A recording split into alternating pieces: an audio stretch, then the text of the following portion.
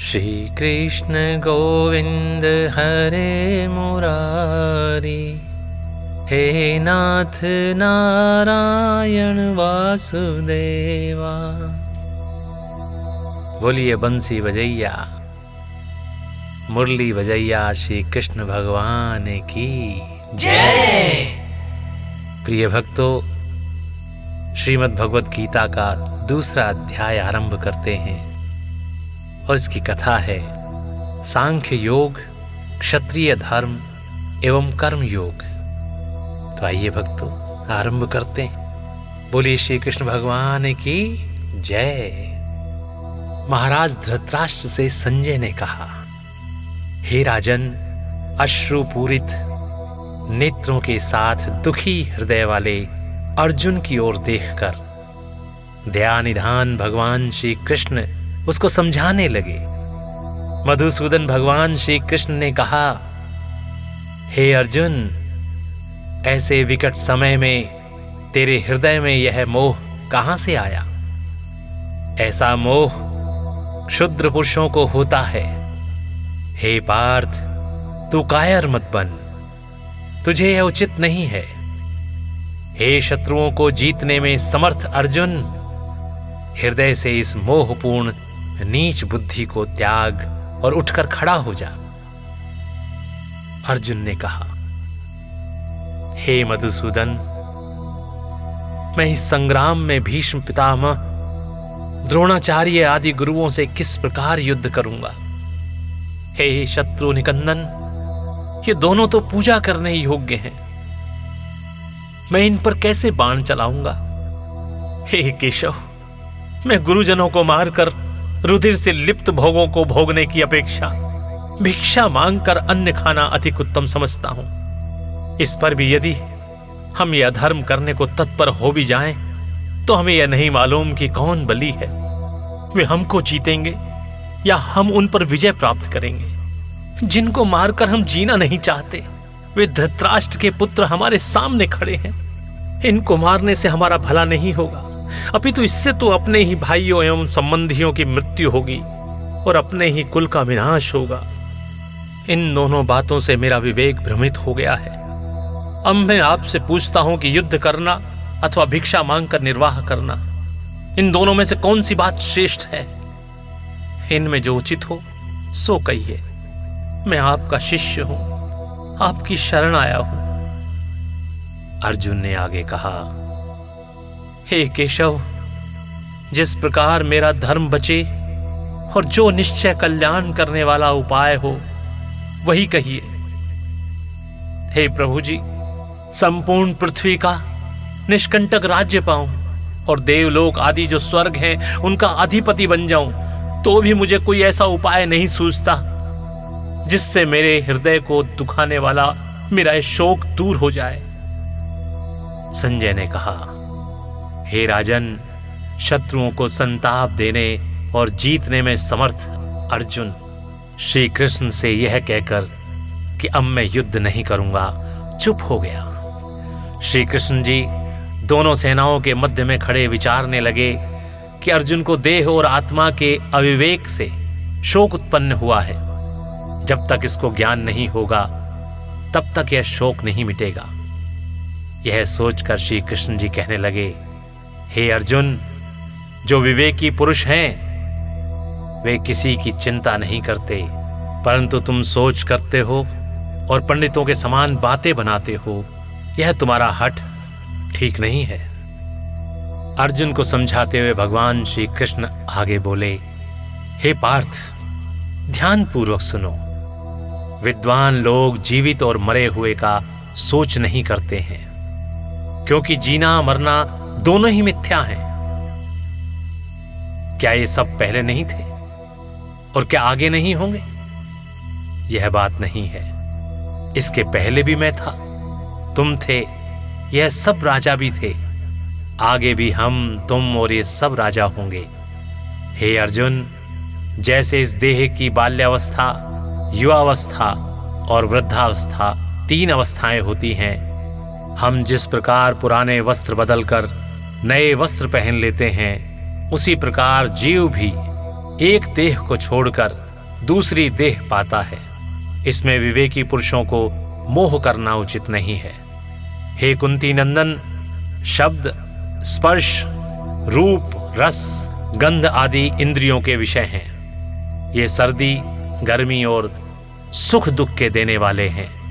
जिनको इंद्रियों के सुख और दुख अपनी निश्चलता से चलायमान न कर सकें, उन्हीं पुरुषों ने अमृत पान किया है। इसलिए हे अर्जुन, इनको सहना ही उचित है। जिनको यह इंद्रियों के विषय नहीं सताते और जो सुख दुख को समान मानते हैं, वे मोक्ष के अधिकारी होते हैं। हे अर्जुन, सुख, दुख, जीवन और सभी पदार्थ नाशवान और अनित्य हैं। सत्य तो केवल आत्मा है, उसको तू अविनाशी जान। हे पार्थ, तत्वदर्शियों ने भाव और अभाव इन दोनों का तत्व देखा है। वह तत्व ही सब में व्यापक और अविनाशी है। इस अविनाशी का नाश कोई भी नहीं कर सकता। हे भारत, यह देह तो नाशवान है। इसमें जो जीव रहता है वही अविनाशी और परिणाम रहित है। फिर इस अनित्य देह के वास्ते अपना धर्म क्यों छोड़ता है? इससे हे अर्जुन, युद्ध करके यदि कहे कि अमुक को मैंने मारा है, तो वह भ्रम में है। यथार्थ में न कोई किसी को मारता है और न कोई मारा ही जाता है, क्योंकि आत्मा तो अमर है। इस आत्मा को न कोई मार सकता है और न यह किसी से मरती ही है। तू जो भीष्म पितामह आदि के मारे जाने का सोच करता है, वह व्यर्थ है, क्योंकि आत्मा तो किसी तरह मरती नहीं, केवल शरीर का नाश होता है। इससे हे अर्जुन, खड़ा होकर युद्ध के लिए तत्पर हो जा। आत्मा की अमरता के बारे में बतलाते हुए भगवान कृष्ण आगे बोले, हे अर्जुन, यह आत्मा न कभी जन्म लेती है और न मरती है। न कभी पहले ऐसा हुआ था और न आगे होगा। यह आत्मा जन्म रहित है, नित्य है, सदा एक रस है और सनातन एवं पुरातन है। शरीर के नाश होने पर भी आत्मा का नाश नहीं होता।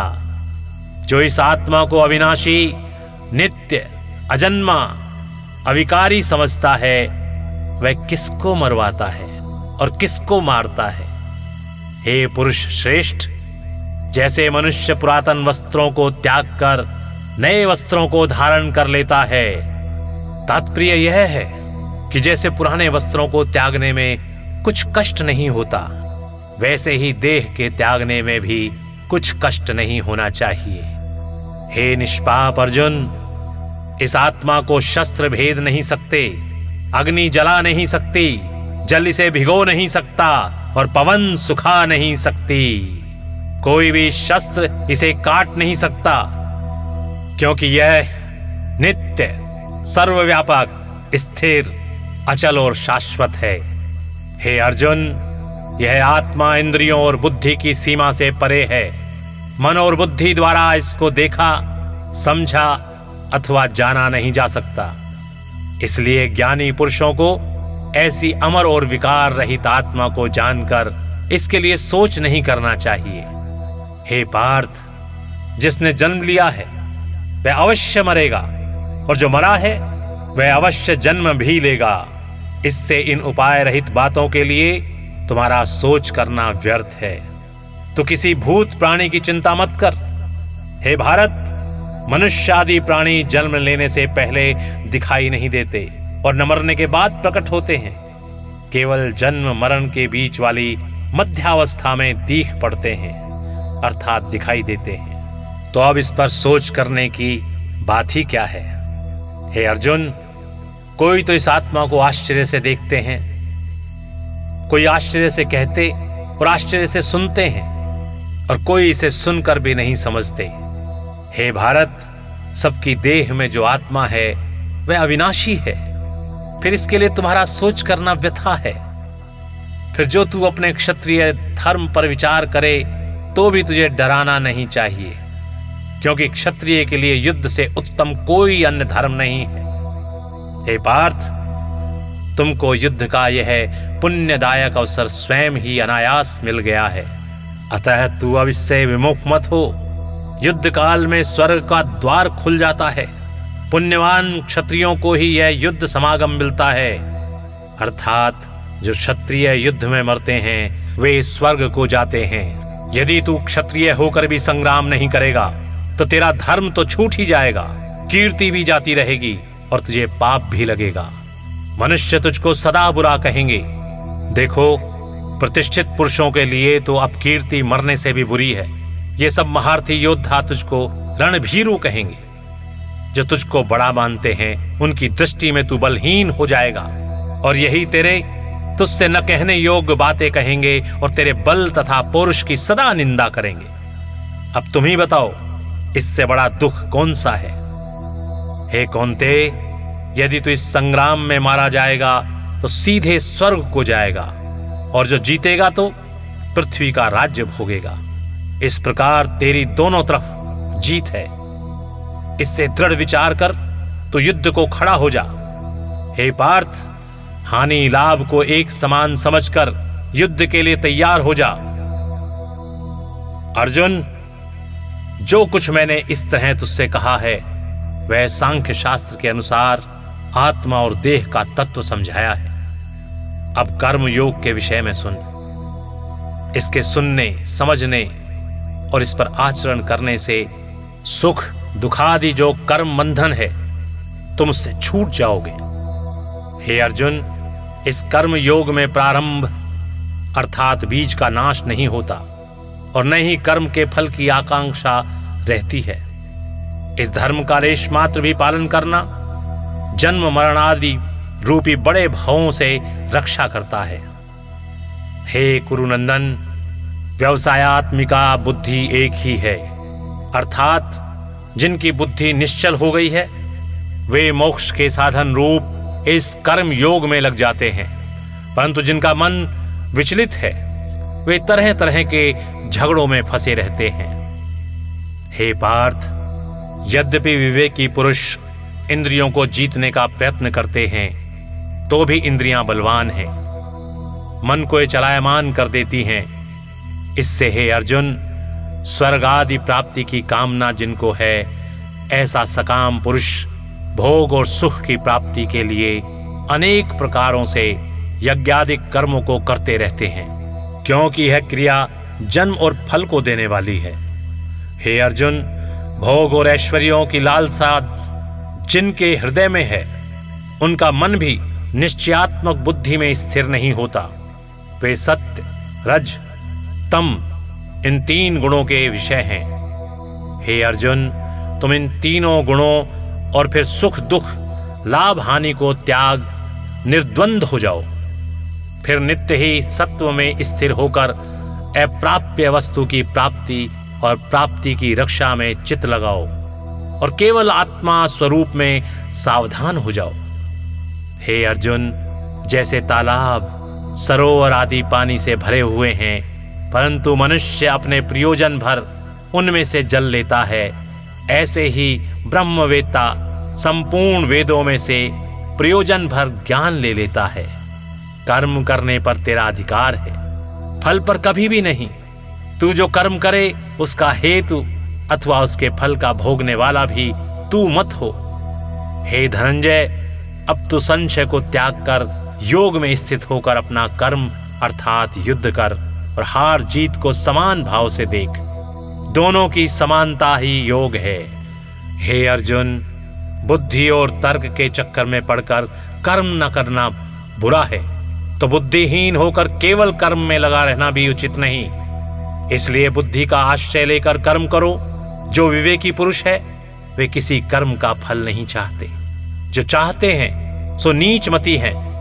जो बुद्धि योग से कर्म करता है वह इसी संसार में संचित पाप पुण्यों को त्याग देता है। इससे तुम बुद्धि योग में प्रवृत्त हो। इस प्रकार का योग ही कर्मों में कुशल कारक है। जो पंडित जन बुद्धि योग युक्त हैं वे कर्म फल को त्याग कर जन्मादि बंधन से छूटकर निश्चय ही परम पद को प्राप्त होते हैं। जब तेरी बुद्धि इस मोह रूपी सुख दुख से पार होकर अत्यंत शुद्ध हो जाएगी, तब तू विरक्त हो जाएगा।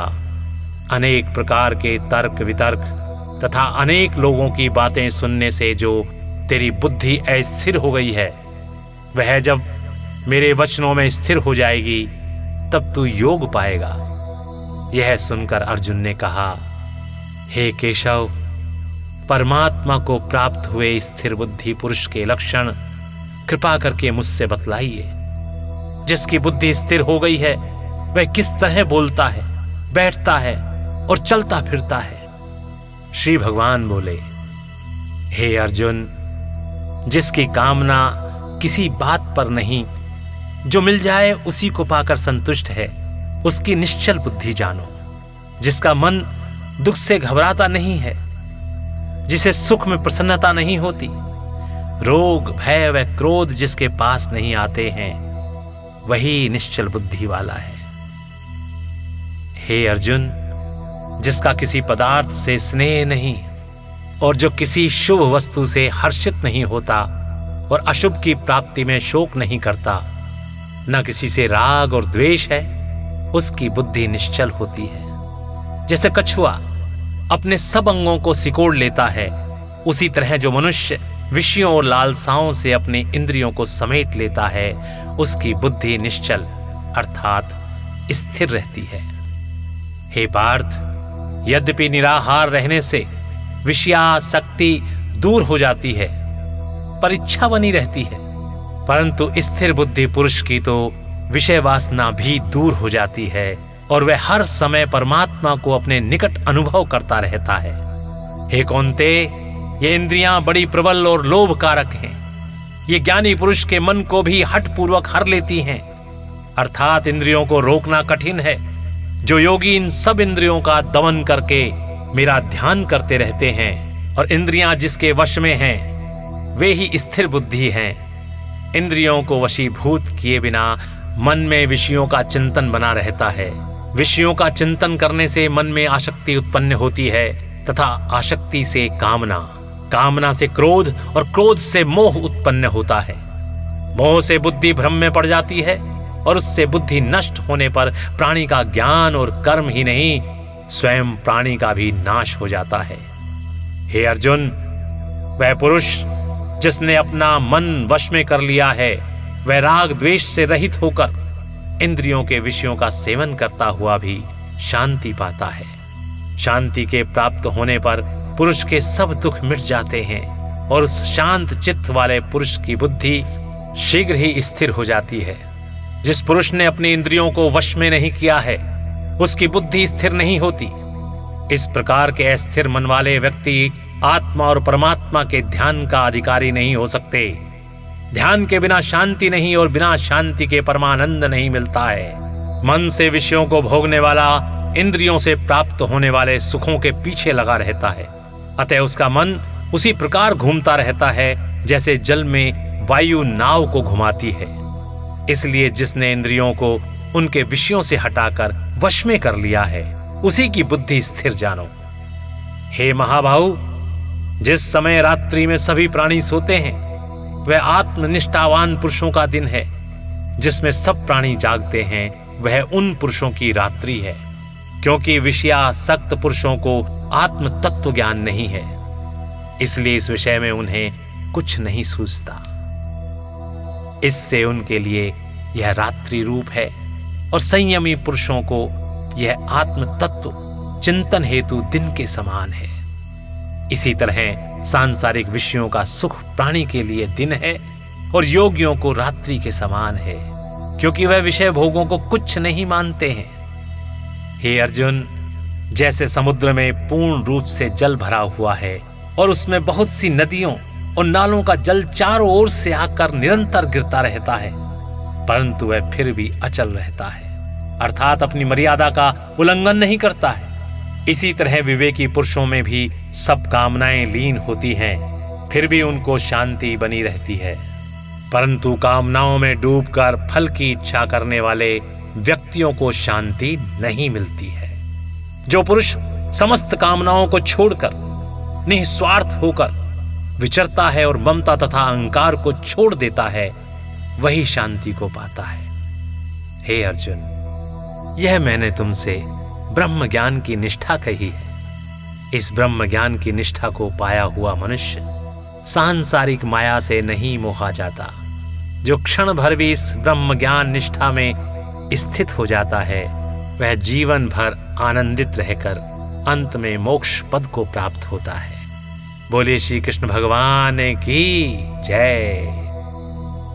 इति श्री श्रीमद् भागवत गीता सांख्या योगो नाम द्वितीयोऽध्याय समाप्तम।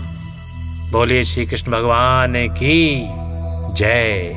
तो प्रिय भक्तों, इस प्रकार यहाँ पर श्रीमद् भगवत गीता सांख्य योग नाम का द्वितीय अध्याय यहाँ पर समाप्त होता है। तो बोलिए श्री कृष्ण भगवान की जय। ओम नमो भगवते वासुदेवाय नमः नमः।